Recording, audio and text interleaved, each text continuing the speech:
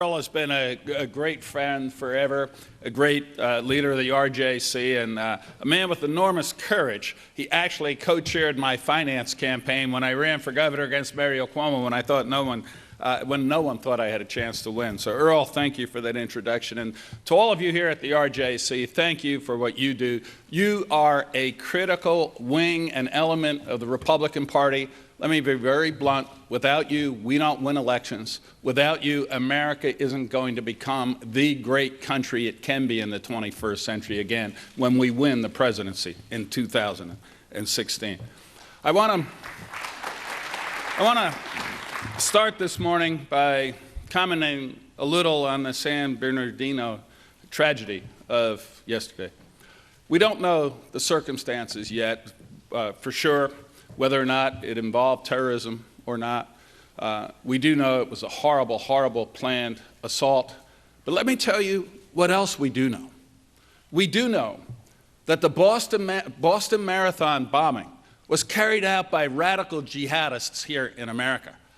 We do know that the Fort Hood massacre of our soldiers was carried out by a radical jihadist here in America. We do know that the Garland, Texas attacks that almost took place and would have massacred dozens of innocent Americans had they not been stopped by a Texas police officer was a radical jihadist radicalized here in America. We know that the Chattanooga murder of the Marine recruiters was carried out by a radical jihadist here in America. The Obama administration's response to that murder of those Marine recruiters was for them to take off their uniforms.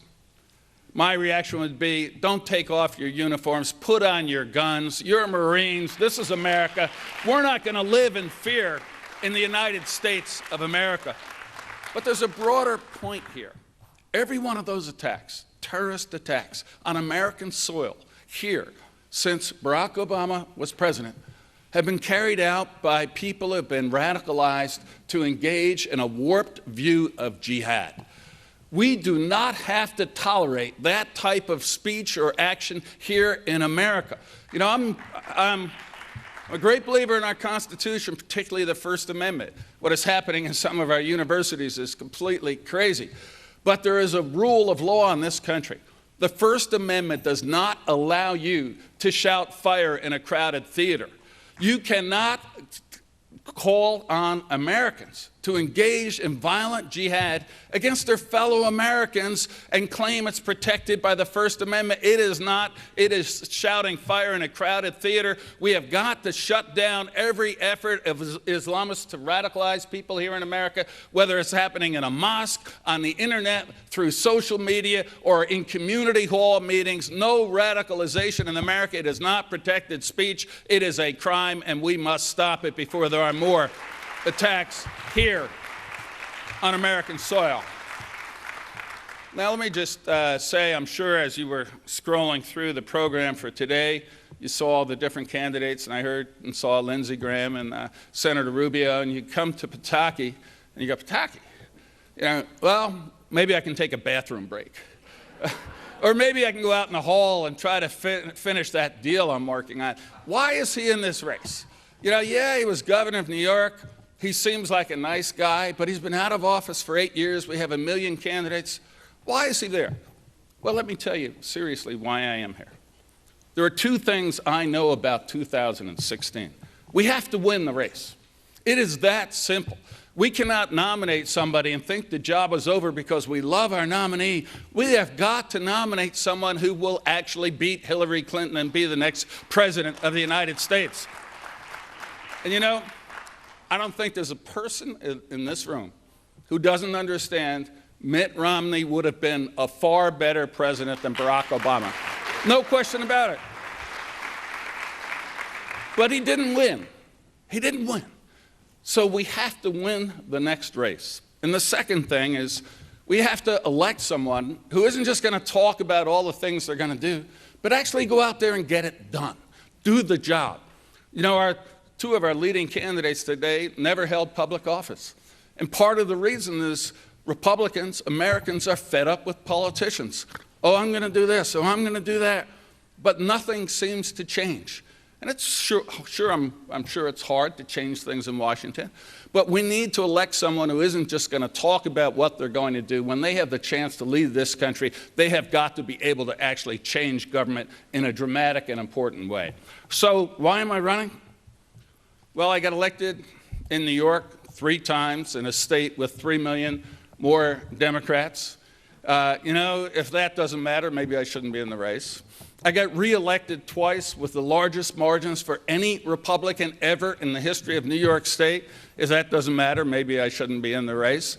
I got a plurality of the Dominican and Puerto Rican vote in New York State, and the Latino vote is critical for the next race. If that doesn't matter, perhaps I shouldn't be in the race. And by the way, I ran as an unabashed conservative. I didn't just run on the Republican line. I ran on the Republican and Conservative Party line, and I'm the only person in the history of New York State elected governor running as a conservative. So if those things don't matter, if we nominate somebody we love but can't win the race, then maybe I shouldn't be in the race. But I am in the race because if I get the nomination, let me tell you one thing, I will beat Hillary Clinton in November of 2016. And the second point is getting things done. I didn't just hold office for 12 years. I changed and put in place the most sweeping conservative agenda of any state in America. When I took office, we were the most dangerous state in America. When I left, we were the 4th safest. If that doesn't matter, maybe I shouldn't be in the race. When I took office, we were dead last in taxes, had the lowest credit rating, and $5 billion in debt when it mattered, $5 billion. When I left, we had the highest credit rating in the state's history, billions in surplus. And by the way, I had cut taxes by $143 billion, more than the other 49 states combined. If that doesn't matter, maybe I shouldn't stay in this race. But I think it does matter. And most importantly, our party has always been about replacing dependency with opportunity. Their party, big government, great policies to support and help the poor. So many policies to help the poor, they end up creating more of them. And when I took office in New York, 1 in 11 of every man, woman, and child in the state of New York was on welfare. When I left office, we had over 1 million fewer people on welfare and the lowest unemployment rate in the history of New York State. If that doesn't matter, maybe I shouldn't be in the race. But I think it does matter. We need to nominate someone who can win, and when they win, can change the direction of Washington. Now, why is it so critical we win this race? Well, the Democratic Party is no longer a liberal party. It is a leftist party. It is a party that believes that Washington has the wisdom and certainly the power to dictate how we live our lives, to dictate everything from how we get health care, to how our kids are educated, to how we run our business, to how we live our lives. It's not about what the tax rate is going to be in 2016. It's the nature of America. Are we going to be in America where a group of elites in Washington dictate how we live our lives? Or are we going to be Americans who choose our own destiny and tell the politicians what we want them to do as opposed to them telling us what we have to do? That's what this election is about, the character of America, and we have got to win. And let me tell you a few of the things I would do. I will shrink the size of the federal government by 15%. People are going to say, how can you do it? When I left in New York, the government had more than 15% fewer workers than when I took office. We're going to get rid of Obamacare and get rid of those people in the health department. We're going to get rid of Common Core and get rid of the people working on that in the education department. We're going to scale back the EPA and its ridiculous regulations that are strangling our economy and energy in America. And by the way, I'm going to take every IRS employee involved in the illegal, unconstitutional, barbaric targeting of Republicans and conservative groups and not just fire them, but do my best to put them in jail, which is where they belong. So we're going to reduce the size of the government by at least 15%. I'm going to throw out a corrupt tax code. It is so absurd.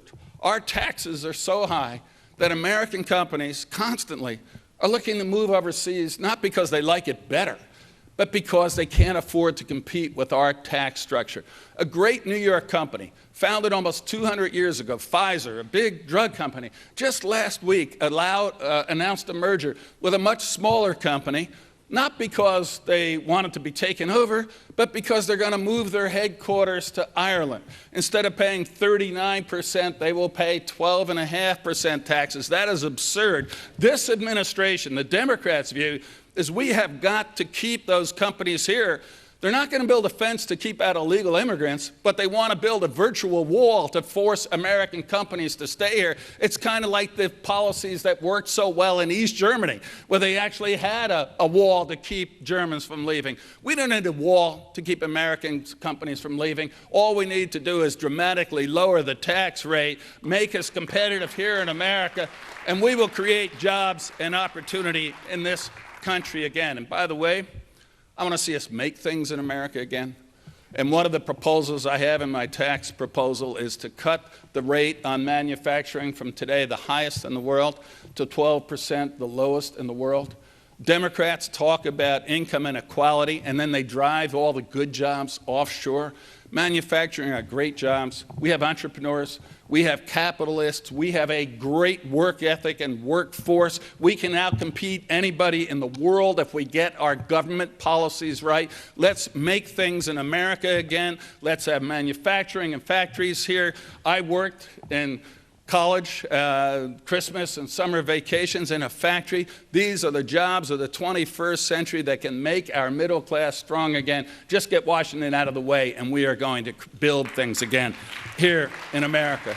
So let's revitalize Washington, shrink its power, give power back to the people and the individuals and the states.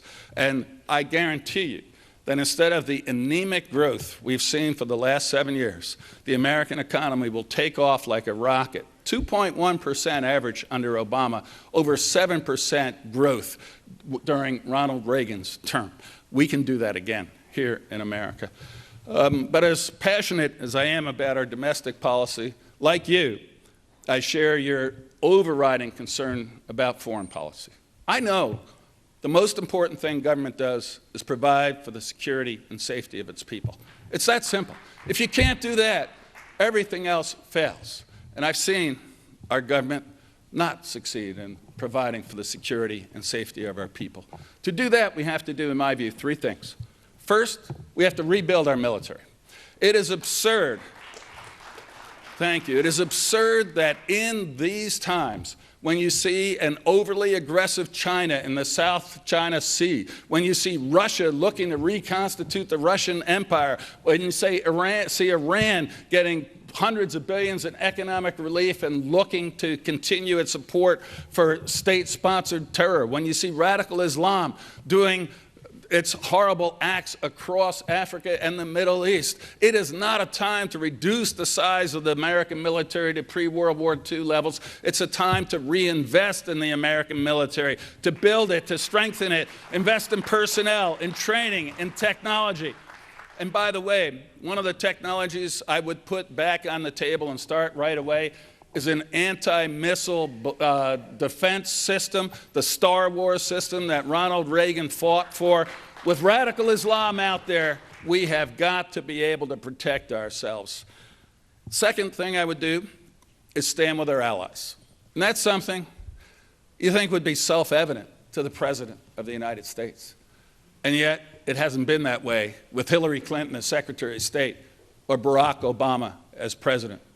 I'd sit down with the Poles and say, remember those missiles you wanted to defend you from a potentially resurgent Russia that Hillary and Obama pulled out? Well, we're going to put them back in so you can defend yourselves and defend Europe. Look at a country like Egypt, where this administration, Hillary and Obama, embraced the Muslim Brotherhood that immediately starts taking aggressive action against Israel. And then when al-Sisi leads a counter-revolution that creates a stable pro-Western Egypt, they are ignored and cut off by this administration. That is wrong. He is fighting ISIS in the Sinai. We should embrace him, support his military efforts and his efforts to reform Islam. Stand with our allies. And by the way, I'll get to Israel, which I think is, if not the, certainly one of the strongest allies this country has ever had. And the third thing is we have to destroy radical Islam. It is that simple. You heard Earl Mack talk about the fact that I was governor on September 11th. Well, I tell you, I learned a lesson that day that I thought all Americans had learned and no one would ever forget. Think back. Al-Qaeda was isolated. They were in Afghanistan. They didn't have territory they controlled. They didn't have mass media or social media capability. They didn't have hundreds of millions of dollars. They didn't have sophisticated weapons. All they had were box cutters. They didn't have thousands of Westerners with passports. And yet they were able to carry out the most barbaric and horrible attacks on American soil ever. Now look at ISIS today. They control territory, hundreds of millions of dollars, sophisticated weapons, social media capability that we see in action all the time. Tragically, we cannot think that because ISIS is in the Middle East, that they're not actively trying to attack us here. They will. We have got to destroy them over there before they have the chance to attack us here. Now, let me tell you specifically what I would do. First of all, no 10-year war, no nation building, no $1 trillion trying to create a democracy where none has ever existed. But we know where their training camps, recruiting centers, planning hubs, social media sites are. We should work first with the troops on the ground, the Kurdish Peshmerga, and supply them with the sophisticated weapons, financing, and training that they have not gotten from this administration. And they have not gotten it from this administration because this ridiculous policy of this administration is everything has to go through Baghdad, which is largely controlled by Iran, and they don't want the Kurds to have a strong, independent fighting force, but we do. And we have got to arm, supply, support, and help them take the fight to ISIS. The same thing with the Yazidis, almost 1 million Christians who were barbarically massacred when ISIS attacked them. They are fighting now. They are part of the reason that Sinjar is being taken back from ISIS, but they don't have the training, the support, the weapons, the finance, and the help from the Americans. If I'm president, they will get that. And most importantly, though, are the Anbar Sunni sheiks. We defeated al-Qaeda back when President Bush was president because the Sunni sheiks realized that al-Qaeda was so radical that even though they shared a Sunni faith, they didn't share the philosophy or the radicalism, and they fought with us to destroy al-Qaeda. They are now seeing that same experience with ISIS. But Baghdad doesn't want an independent, strong, Sunni, Anbar-based force, whether they're fighting ISIS or not, because they're not controlled by Baghdad. Well, let me say this, as president, I don't care if Baghdad doesn't want the Sunnis on the ground to be able to fight ISIS and help us destroy their training camps. We will supply, support, train, finance, and help them have safe areas where they can mount their attacks on the ground against ISIS. And by the way, if that isn't enough, we should send in American troops. Send in American Special Operations Forces. Destroy their training centers, destroy their planning hubs, destroy their social media capability centers, and then get out. Not so that we can stay there for 10 years, but so that we can send a clear and convincing message to the world that when we say we're going to destroy and degrade ISIS over time isn't in the next century, over time is in the next year, and ISIS will be destroyed and degraded. Now, I don't want to sound like a militarist here, but I know how important this is. And I also know what it's like to have loved ones in harm's way. I have 2 sons. My older son, when he graduated from Yale, went into the Marines and became a lieutenant. Thank you. Thank you. Became a lieutenant and served for a year in Anbar. My younger son got out of Cornell and went into the 10th Mountain Division and he just got back from Afghanistan in September. He got back from Afghanistan in September, where he served as a lieutenant. You know, my wife and I know what it's like when you're lying in bed and the phone rings at 2 or 3 in the morning, and all of a sudden you get this feeling in your stomach, oh my God, I hope it's not the call, when your loved one is in harm's way. I do not want one American family to have to go through that, to have to worry about their loved one being overseas in harm's way, unless it's absolutely necessary. But it is necessary to destroy ISIS, destroy their ability to attack us here over there, because if we don't do that, they are going to attack us again here in America. It is that simple. So we have to destroy radical Islam, and we have to take the fight to them overseas, using as limited American troops on the ground as possible, but if necessary, using them along with our allies. But there's one other thing that I know is important to you, and it's important to me. And that is when I said we have to stand with our allies. We have no better ally than the State of Israel. And I have known that. I've known that for some time. And I just want to tell you one story that I actually showed to my kids. Think back to the first Gulf War in 1989, when President George H.W. Bush put together an extraordinary coalition to take out Saddam Hussein's conquering of Kuwait. We had many Arab nations in that coalition, and it was a very important war for the Americans in the West to win. And when that fight started, what did Saddam do? He sent Scud missiles. Yes, he sent them into Kuwait, and yes, he sent them into Saudi Arabia, but he sent them into Israel, a non-combatant, not part of the coalition. He launched Scud missiles on Tel Aviv, on Jaffa, on Israeli civilians, simply because he was trying to provoke them into joining the fray, because he knew that would destroy the coalition that President Bush had put together. I remember that night, that first night, seeing pictures from Tel Aviv of old men and young children wearing gas masks in their homes, in their basements. I don't know if any of you remember that, because people didn't know if Saddam Hussein's rockets, his Scuds that he was firing into Israel, had chemical weapons or not.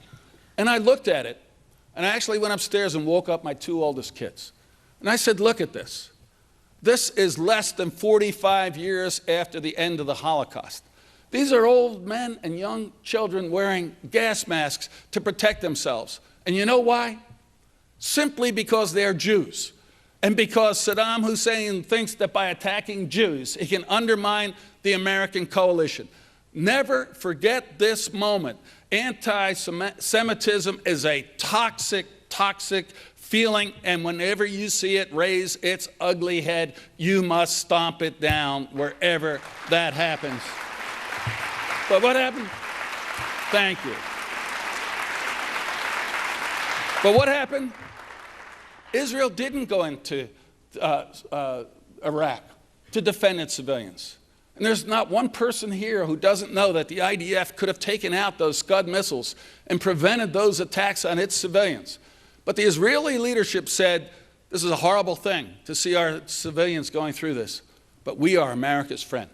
We are America's ally. We will let our civilians suffer this attack, because that is the strongest way we can support America in its effort. Have you ever heard of an ally more committed to helping you succeed than Israel was during that time of war? And since that time, I've had the opportunity over and over again to go to Israel. First time, I opened a trade mission in New York, from New York in Israel, and I couldn't believe there hadn't been one, but there hadn't. But I opened it, and people said, well, go to Tel Aviv, that's the commercial capital. We opened the trade mission in Jerusalem, the capital of the Israeli state. And we did it. We did it for a simple reason. It is the capital of Israel. It has got to be recognized by the United States as the capital of Israel. It is absurd that our closest ally is the one country whose capital we refuse to put our embassy in. We will recognize it, move the embassy. Jerusalem is the eternal, undivided capital of Israel and the Jewish people, and it has got to stay that way. But there's so much more we have to do. And I heard Senator Rubio's comments about the PLO, and I remember speaking in Las Vegas back in the spring. And I said then, two other things. When you have an entity like the PLO that is paying bonuses to the families of mass murdering suicide terrorists, they should not get one nickel of taxpayer funding from the United States, zero money to the PLO so long as it supports those terrorist activities. And second of all, not only does the PLO give funding to terrorists, their charter, and they do not even recognize today Israel's right to exist as a state. You cannot have a partner for peace when one of them denies your existence. No more wasting time. No more wasting time with the Secretary of State tramping around trying to get Israel to make concessions to an organization that doesn't even acknowledge Israel's right to exist. No more negotiations. PLO, you change your charter, you acknowledge Israel's right to exist, and then we can sit down and have a talk. Finally, just one last thing. I'm running out of time. The Iranian deal has got to be killed. I think the Iranians have already violated it by testing long-range missiles and by sending Soleimani to Russia in violation of sanctions to buy missiles and weapons. There will be no Iranian deal or nuclear weapons. But one last thing. Anti-Semitism, in addition to radical Islam, is something that, as a Roman Catholic, has troubled me enormously. And we see it today not just with radical Islamists and jihad. We see it in communities and on college campuses in America, in the absurd movement called BDS, Boycott, Divest, and Sanction Israel. Think about it for a minute. The left, these people advancing this absurd cause, think it's okay to trade with Iran, where women have essentially no rights. It's fine to trade with Russia, where homosexuality is a crime and they put you in jail. It's fine to trade with Cuba, where if you say something a little disagreeable to the powers, you go to jail for life. But you can't trade with Israel, that has a democracy, freedom of speech, freedom to choose its leaders, freedom of the press, freedom of religion. Oh no, they're the ones we have to boycott, divest, and sanction. That is absurd. BDS is not a human rights movement. It is an anti-Semitic movement, and it must be stopped whenever it raises its ugly head. So, thank you. So I've run out. Thank you. So I've run out of time, but I just want to say one more thing.